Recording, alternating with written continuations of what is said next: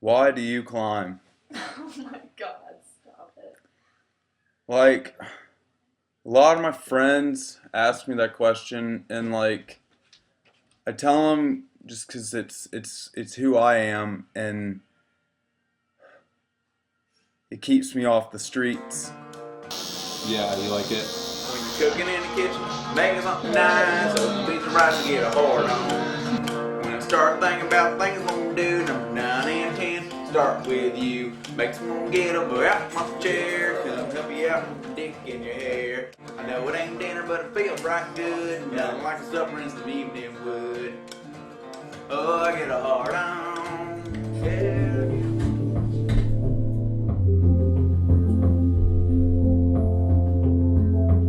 Time to go.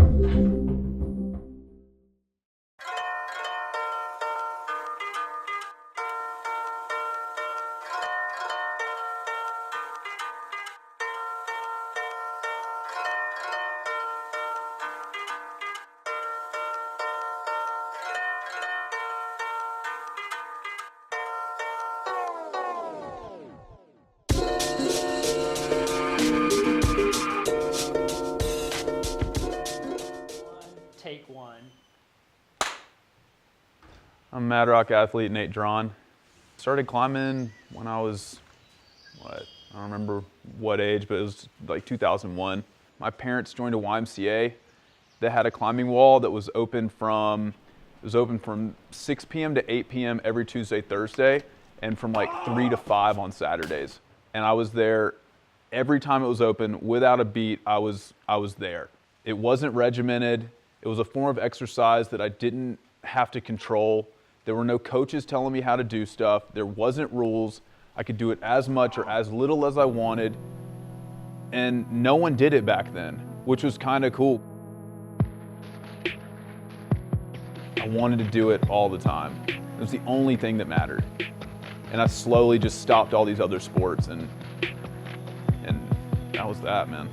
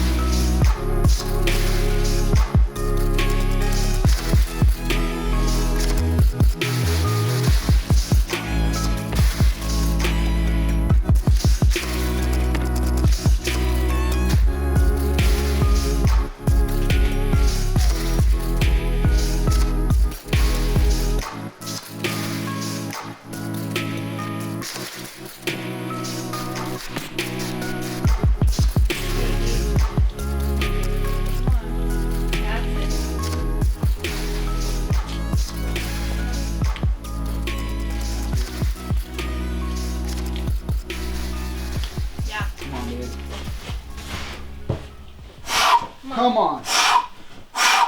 Got it, dude. Yes! Hell yeah, dude. Come on. Yeah, come on. Come on, Nate. Toe up there, bro.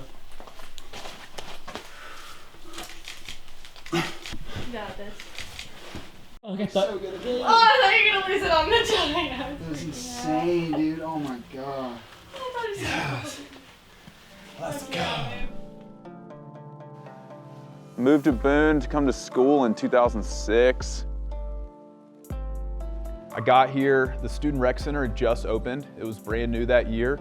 And me and my friend John Glassberg started the App State climbing team in 2006, I think. And we went to competitions together, we traveled as a team, we got all psyched and went out climbing as a team. It's like some fairy tale, like having friends and boulders, and it's all simple.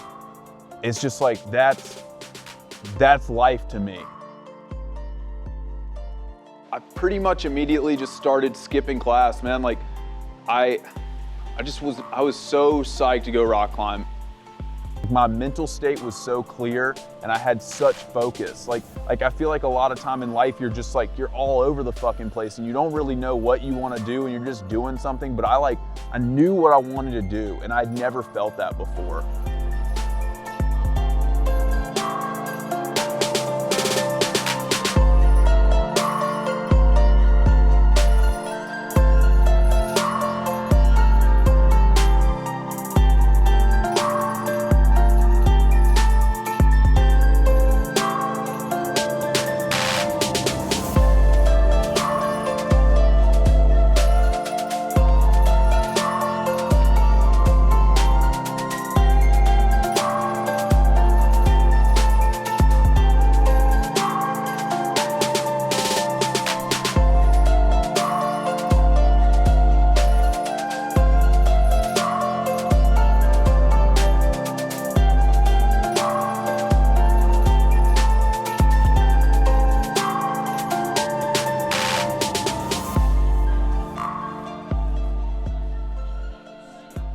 Second semester of college, I try to do better, man. My heart's not in it, but I end up on some Adderall, a drug that I guess helps you focus, man. It's poison. But like speed-related substances, it's the first time where I was like, I think this fits into climbing, dude. I can climb all the time. I can go to school because my day is no longer, I don't have to fit sleep into my day. My day is 24 hours now. And so that drug just like, it took over pretty instantly. It went with me everywhere. And if I didn't have it, I didn't go climbing.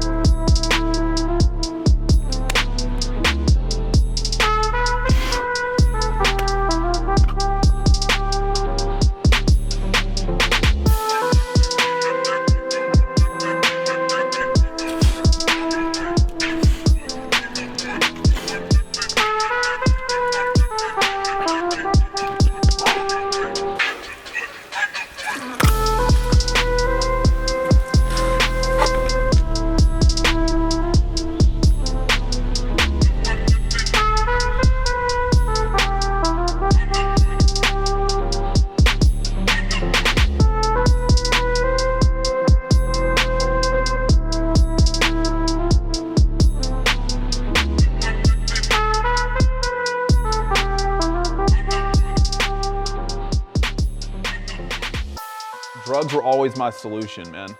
I never saw them as like an issue. They were the glue that held everything together in my mind. And I remember being out at Blowing Rock one day with Andy Fulton, John Glassberg, and buddy Mike Stam. We were trying this thing called Sledgehammer. And dude, I was trying to quit, and dude, all I could think about was drugs. And I walked up the hill and I was just like crying and shit and just kind of broke down, dude, because like last semester was so pure and fun, and like this pill that has taken all of that away already, I can't stop. And I didn't understand it. Some people had pulled me aside, like set me down to kind of tell me I had a problem. But I wasn't having it, man. I hadn't really experienced any real consequences besides like, if I don't have this, my life isn't fun. I was pretty oblivious to it, or I just didn't notice, but I kind of started realizing he had some issues with doing a lot of drugs, doing a lot of uppers, and over the next year or two, it became more obvious to me that he actually had a problem and couldn't function at all without taking Adderall. When that like really hit home with me was me, Rami, and Nate. We all took a trip to Colorado. So let's drive across the country, and we were gonna split up the drive. I couldn't find anything for the drive out. I drove for 30 minutes and I slept the whole rest of the way. He drove pretty much 24 hours straight. I like barely hung out with him, dude. I was like glued to this mailbox the whole time because someone was gonna mail me some Adderall. Felt so stupid. And then Ram and Tay were just like sessioning all the time, and it was just like, it was just sad. It started getting sad at that point. I could not put it down. And over the years, it just kept getting worse and worse, and I started climbing less and less. It just continued to take over my life, dude.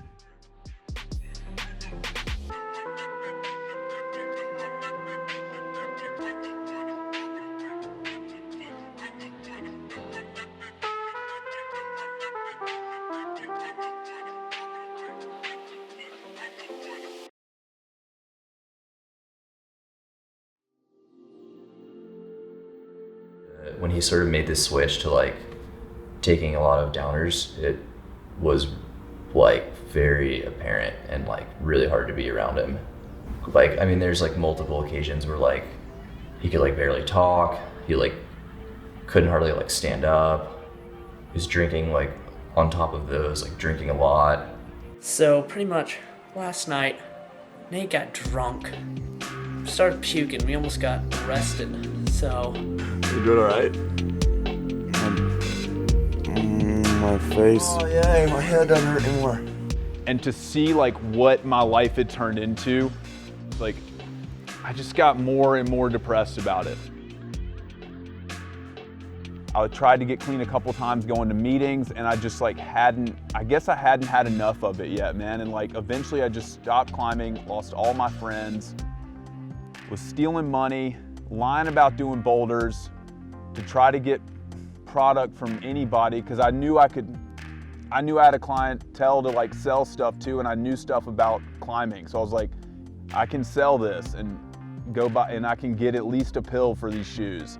You know, just like slow, like just it got worse and worse. And I like tried to talk to him. I tried to be like, dude, you have a problem. Like, you're my friend. Like, I don't know how to help you. I don't really know what to do.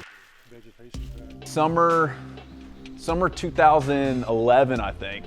I got all psyched on this thing called Big Worm, and I had it in like 2 pieces. I was like kind of close, man. So one day I ended up out there solo, and I lied about doing this like the hardest boulder I'd ever done before. And like this old magazine called Dead Point wrote up this article about like this kid from the South that skipped V13, and I just had to go with it. They like wrote this article, did this interview, and then like, dude, no one in North Carolina had done V14 yet. And people would talk about it or like talk about me doing those boulders, and I would just need more and more drugs to just like keep the lie going and like keep myself up whenever people would talk about it and be like, all right, you gotta act like you can did it. This lie's been going on for a year now. Do some more shit so you can smile when they bring it up. Kind of hit bottom when like I finally graduated and I just had nothing to live for anymore. So I was just getting trashed all the time, and I just kind of lost touch of everything, man. Eventually I went to rehab, went there for like a month, went to Asheville, to a halfway house there. I relapsed within like 4 days. I was high again, and started shooting heroin. And before that, I was able to just like, I never really hung out with the drug community kids. I would just go get my stuff, come back, and either hang out by myself or go hang out with my climbing friends. And when I started doing heroin, dude, I just like, dude, it was awful. Like, no, there's no good good people in that community.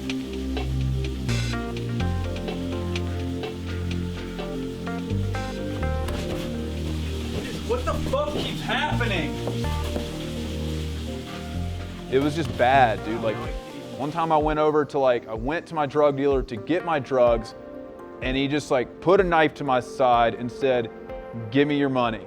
And knew I had money because I was there to get my drugs. And I get no drugs. I left with no money that I'd probably lied about and using for something else, and left.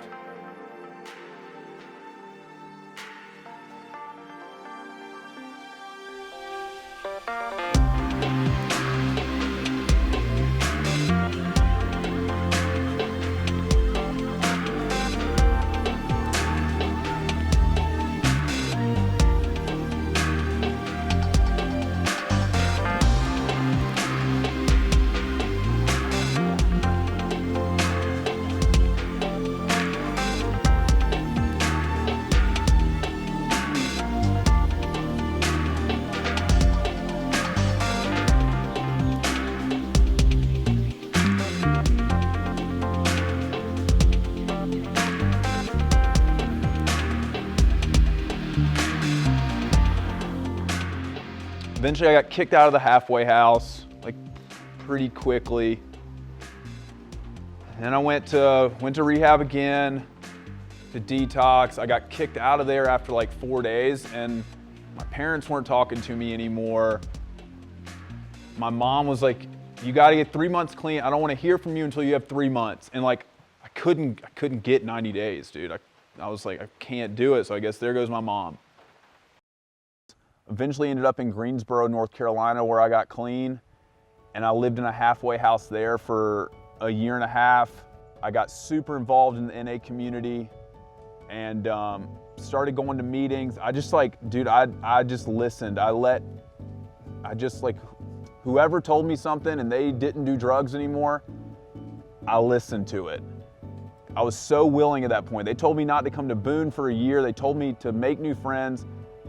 I started watching football on Sundays. I'd never done anything but get fucked up or go hang out in the woods with my friends on Sundays. At first I had this sense of entitlement of what the fuck, I'm Nate Draughn. I used to live with Jimmy Webb. I used to try boulders with Jimmy Webb, just some kid shit, dude. I used to have all these friends. I used to climb V12, blah, blah, blah, whatever. And just to see where I was at now, I'm making minimum wage, teaching belay classes with some high school kids that they don't even know where Boone is. But I was able to take it as dude, I haven't shown up for anything or committed to anything in years. And I was just dude, just show up for work. And bit by bit, it was show up for work, show up for curfew, go to your NA meeting, just do what you tell people you're gonna do. That was probably the biggest thing I got out of getting clean, was just learning how to try my best. And if you do try your best, it doesn't mean you're gonna be Jimmy Webb, and that's okay. It's okay if you try your best and you don't become the best in the world. He hit me up and was like, "Hey dude, I wanted to go rock climbing." And I was like, "Sick, that's awesome." I know he'd been clean for several months. And I was like, "That's awesome, he wants to go climbing again." I was like, maybe he's gonna get back into it. Yes. Fuck yes, dude. I can do spreader. Yeah. And we went and climbed for the day. It was super fun. He was the same dude, super psyched, high energy, brings up all the people around him. And he wasn't that psyched on climbing, but I mean, dude, at that time it was I don't care, dude. It was I got my friend back. He's a human again. Sick. Kind of afraid to climb without drugs for a while, but I'd start going out by myself, and I'd do this little circuit up at this spot called 2 Mile, and I was like, dude, I'm gonna go. I don't care what I do, but it's time to leave Greensboro. I mean, he's mending relationships with friends. He's making right a lot of the wrongs that he did in the past. One of the coolest things for me to see is him going back to these boulders that he lied about doing and being so much stronger than them and just doing them. This past summer, I went on my first only bouldering trip. Like like I wasn't gonna sport climb at all. It was all to do boulders.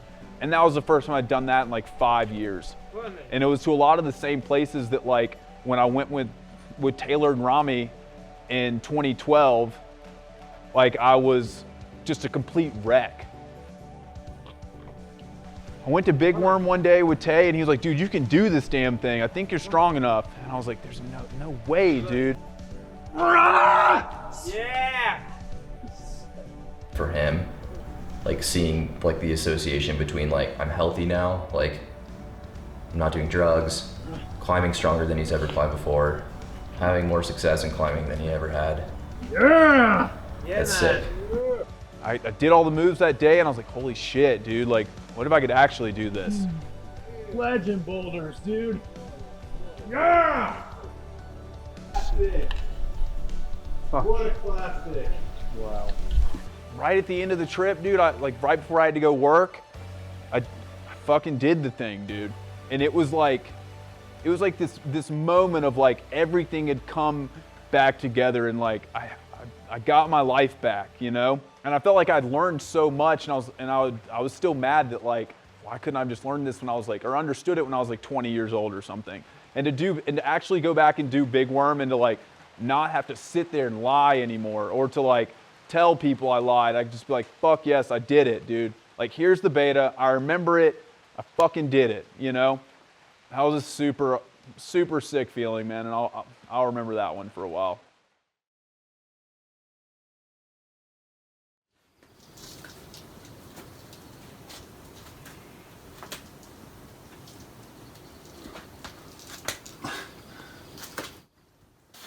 Come on, Nate. Come on. Come on. Come on, Nate. Stay tight.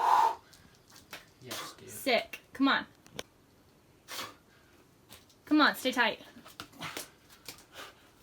Yeah, dog. Come on, Nate. Come on. Come on. Stay strong. Fuck yeah. Come on, bitch!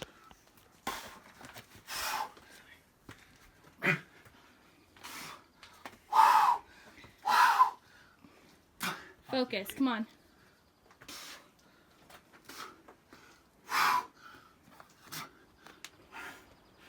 Focus, babe.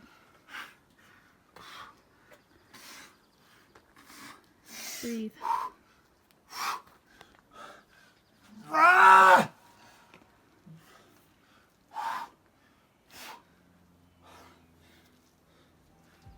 Fuck yeah, dude. Yeah! Yes!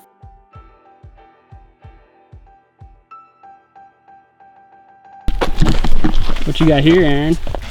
Oh, that's to blow sweaty tips so that you have the friction. It's like a fan. Get her done! Hey, no shame, Brent. Come on.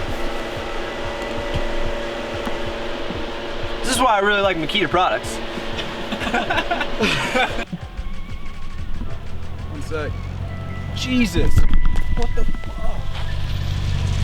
What's your problem, dude? We're just filming it. We're just filming it, man. What you doing with that axe? Thinking about Rom, dude. He sped up and I was like, oh crap, dude, he's like coming. Tight, dude. The fucking double stack. Jesus God. Jesus God. If y'all weren't psyched, I was gonna do 3 down here.